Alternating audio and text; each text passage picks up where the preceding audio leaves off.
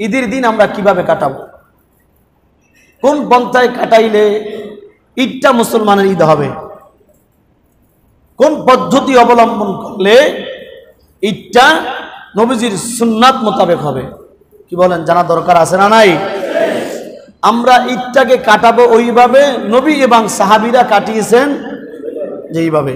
বলেন, আমরা ঈদটাকে কাটাবো ওইভাবে নবী এবং সাহাবীরা কাটিয়েছেন যেইভাবে। কি সুন্দর কথা না? আমরা যেহেতু নবীর উম্মত, নবীর আদর্শই আমাদের আদর্শ, নবীর তরিকাই আমাদের তরিকা, নবীর রাস্তাই আমাদের রাস্তা, নবীর পোশাকই আমাদের পোশাক, নবীর খাবারই আমাদের খাবার, নবীর চলাফেরাই আমাদের চলাফেরা। কারণ মান আহাব্বা সুন্নতি ফাকাদ আহাব্বানি ওয়া মান আহাব্বানি কানা মাই ফিল জান্নাহ। নবী বলেন, যারা আমি নবীকে ভালোবাসে তারা আমি নবীর সুন্নাতকে ভালোবাসে, আর যারা আমি নবীর সুন্নাতকে ভালোবাসে কানা মাই ফিল জান্নাহ, ওই উম্মত আমি নবীর সাথেই জান্নাতে থাকবে। আপনি আমি সবাই নবীর সাথে জান্নাতে থাকতে চাই কি চাই না? ও বলেন, চাই কি চাই না? তাহলে নবীর সাথে জান্নাতে থাকতে হলে নবীর সুন্নাত ব্যতীত, নবীর আদর্শ ব্যতীত নবীর সাথে জান্নাতে থাকা যাবে না। তাহলে ঈদটা আমরা কাটাবো ওইভাবে নবী এবং সাহাবীরা কাটাইতেন যেইভাবে। নবী মুহাম্মদ সাল্লাল্লাহু আলাইহি ওয়াসাল্লাম ঈদের দিন কি কি করতেন, সাহাবীরা কি কি করতেন, ওইগুলোই আমরা করব। এর বাইরে যদি আমরা করি তাহলে নবীর সুন্নাতের গণ্ডি থেকে বের হয়ে গেলে খাঁটি মুসলমান থাকে না। ভালো করে শুনেন, ঈদের দিনের প্রথম নম্বর সুন্নাত, প্রথম নম্বর কাজ হলো ঘুম থেকে আগে আগে ওঠা। কি করা ভাই? আমি প্রতি বছরই বলি, সবাই বলে, এগুলো আমাদের মনে থাকে না, কিন্তু বলার মধ্যেই সীমাবদ্ধ থাকলে হবে না। কমপক্ষে ঈদের দিনটাও যেন আমরা আমল করতে পারি। ঈদের দিন সকালবেলা ঘুম থেকে আগে আগে ওঠা, এটা হলো প্রথম কাজ। আগে আগে উঠা কি করা ভাই? কথা হয় না। অনেকে আগে আগে উঠে ঠিক, কিন্তু ফজর নামাজ পড়তে আসে না। আমি গতকালকে বলেছি, ঈদের নামাজ কি ফরজ, ঈদের নামাজ কি ওদিনকার ফজরের নামাজ ফরজ। তাই আগে আগে উঠলেন আপনি, ফজরের নামাজ পড়লেন না, লাভ হলো কি? আগে আগে ওঠার অর্থই হলো এইটা, ফজরের নামাজটা পড়া। কি করা? সবাই বলেন কি করা? ফজরের নামাজটা পড়া। আপনারা কষ্ট পান, কিন্তু কথাগুলা বাস্তবতা তাই। ফজরের নামাজ পড়লেন না, কোনো ইবাদতই করলেন না, ঈদগাহে আসার সময় একটু চিন্তা লাগে না যে আসলে কেমনে যাই আমি? এগুলা চিন্তা করবেন। তাহলে ঘুম থেকে আগে আগে ওঠা, ফজরের নামাজ আদায় করা। 2 নম্বর হলো গোসল করা। গোসল নবীজি করতেন। ঈদের দিন সকালবেলা অত্যন্ত গুরুত্বপূর্ণ একটি সুন্নাত হলো গোসল করা।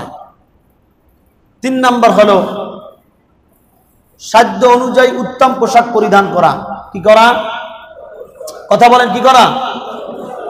নতুন পোশাকের কথা কোথাও নাই, কিন্তু আমাদের দেশে নতুন পোশাক না পরলে, না কিনলে ঈদই হয় না।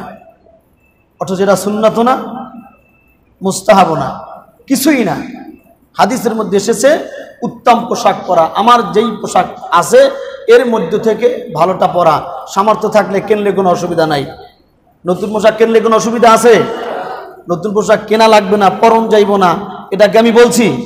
উত্তম পোশাক পরা, সামর্থ্য থাকলে নিজেও কিনবেন, আরো 10 জনকে কিনে দেবেন, এটা আরো বেশি ফজিলত। কিন্তু সামর্থ্য নাই, নতুন পোশাক কিনতে পারি নাই, তাহলে আমার যেই পোশাক আছে তার মধ্য থেকে সবচেয়ে ভালোটা সুন্দর করে ধুয়ে ইস্তারি করে তারপরে পরিধান করা। এরপরে হলো ঈদগাহে আগার আসা। ঈদগাহে আসার আগে মিষ্টি খাওয়া, এই সুন্নাত কিন্তু আমরা সবাই পালন করি। এটার মধ্যে তো কোনো কষ্ট নাই, খাওয়ানোর ব্যাপারে এটা ছাড়ে কেটা, কথা হয় না। সুন্নাত খাওয়া, সুন্নাত খাওয়া না, সুন্নাত মিষ্টি খাওয়া। তো মিষ্টির মধ্যে নবী সাল্লাল্লাহু আলাইহি ওয়াসাল্লাম ঈদগাহে যাওয়ার আগে খেজুর খাইতেন। খেজুরটা অত্যন্ত একটি দামি সুন্নাত, খেজুর খাওয়াটা দামি সুন্নাত। আমরা খেজুর খাবো, সেটাও আবার নবী এক হাদিসের মধ্যে আছে, বেজোর সংখ্যার খেজুর, 1টা 3টা 5টা 7টা খেজুর খাবো। এরপরে পায়ে হেঁটে হেঁটে ঈদগাহের মধ্যে আসা। পায়ে হেঁটে হেঁটে কি করা? ঈদগাহের মধ্যে আসা। মেসওয়াক করা, এর মাঝখানে আরেকটা কাজ আছে, মেসওয়াক করা। উযু করার আগে কি করা? মেসওয়াক করা দাইমি সুন্নাত। নবীজি মৃত্যুর আগ পর্যন্ত মেসওয়াক করেছেন। নবী বলছেন, মেসওয়াক করা যদি কষ্টকর না হইতো, আমি উম্মতের জন্য এটা ফরজই হয়ে যেত গা। এই জন্য নবীজি মৃত্যুর আগ পর্যন্ত মেসওয়াক করেছেন। আমরা করি বিরাস করা অসুবিধা নাই, তবে মেসওয়াক থাকতে হবে।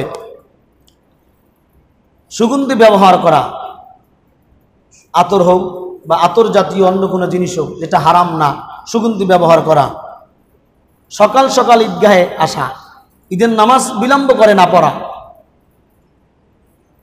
আরেকটি গুরুত্বপূর্ণ বিষয় হলো সদকাতুল ফিতর আদায় করা। এটা অত্যন্ত দামি জিনিস। সদকাতুল ফিতর ওয়াজিব হয় ঈদের দিন সকালবেলা। রোজা রাখার পরে যে ত্রুটি বিচ্যুত হয়, সকালবেলা কোনো মুসলমান ব্যক্তি যদি 7.5 ভরি স্বর্ণ অথবা 52.5 তোলা রূপা অথবা এই পরিমাণ অর্থের মালিক সে থাকে, তাহলে ওই প্রত্যেক ব্যক্তির জন্য সদকাতুল ফিতর আদায় করা ওয়াজিব। ঈদগাহে আসার আগেই সদকাতুল ফিতর আমরা আদায় করে দিব। সদকাতুল ফিতর আদায় করার ক্ষেত্রে পণ্য দিয়ে আদায় করা ভালো। এটা যদি ঈদের আগেও আদায় করে আরও ভালো। এবছর জনপ্রতি সদকাতুল ফিতরের পরিমাণ হলো 110 টাকা।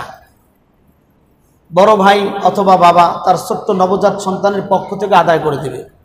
কত করে? সর্বনিম্ন 110 টাকা। মনে করেন আমার ঘরে 5 জন সদস্য, তাহলে সদকাতুল ফিতর আসছে কত? 550 টাকা।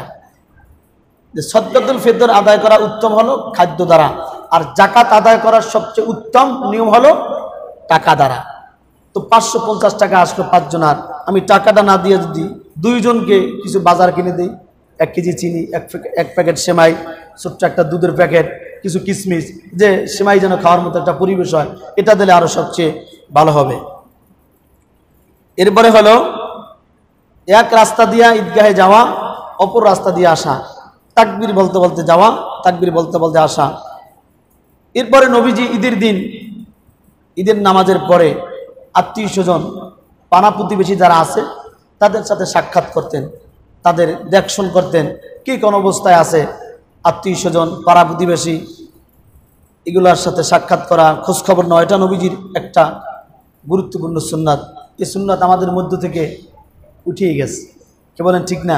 ছোট্ট সময় যখন আমরা ঈদের নামাজ পড়তে গেছি বা ঈদের নামাজ পড়ছি, তখন দেখতাম ঈদের নামাজ পড়ে ঈদগাহ থেকে ধরে একজন আরেকজনের বাড়িতে নিয়ে যাইতো, সেমাই খাওয়াইতো বা যেই খাবারের ব্যবস্থা করতো ধরে নিয়ে এবার আমার বাড়িতে আয়, আবার ওরা খাইলে আবার আরেক বাড়িতে যাইতো। এগুলো আমাদের কাছে আসে না, এগুলো ভুলে গেছে। এর কারণ এটার দ্বারা মানুষের মধ্যে ভালোবাসা, আন্তরিকতা, হৃদ্যতা পয়দা হয়। এখন ঈদের নামাজ পড়ে মাথা নিচে করে যার যার বাড়িতে যায়, কেউ কারো চিনিই না, ভাই ভাইকে চেনে না, বাপও সন্তানকে চেনে না। ঠিক না ভাই? ঠিক। ঈদের নামাজ পড়ার পরে আগে দেখতাম একজন আর একজনের সাথে কিভাবে কোলাকুলি করে, মুসাফা করে, কিন্তু এটা এখন না। ঈদের নামাজ পড়া শেষ তো মাথা নিচে করে জায়গা, অধপতনে জাতির। এগুলা নবীর আদর্শ না। ঈদের নামাজ পড়ছেন হাসি খুশি, ঝগড়া থাকুক কাজে থাকুক। আজকে বাবার সাথে পোলার সাথে যদি ঝগড়া থাকে, ঈদের নামাজ পড়া বাবায় পোলায় বাবারে জড়াই ধরবে, বাবা পোলারে জড়াই ধরবে। ঠিক না ভাই? ঠিক। ভাইয়ের সাথে দ্বন্দ্ব আছে, খাদ্য আছে, ঈদের নামাজ পড়া ভাই ভাইকে জড়াই ধরবে, দ্বন্দ্ব শেষ। ঠিক না ভাই? ঠিক। বোনের সাথে ভাইয়ের সাথে দ্বন্দ্ব আছে, ভাইদের নামাজ পড়ে বোনের বাসায় যাবে, বোনকে নিয়ে আসবে।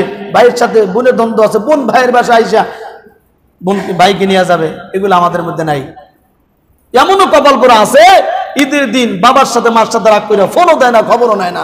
আছে না নাই? এরা কপাল করা সন্তান।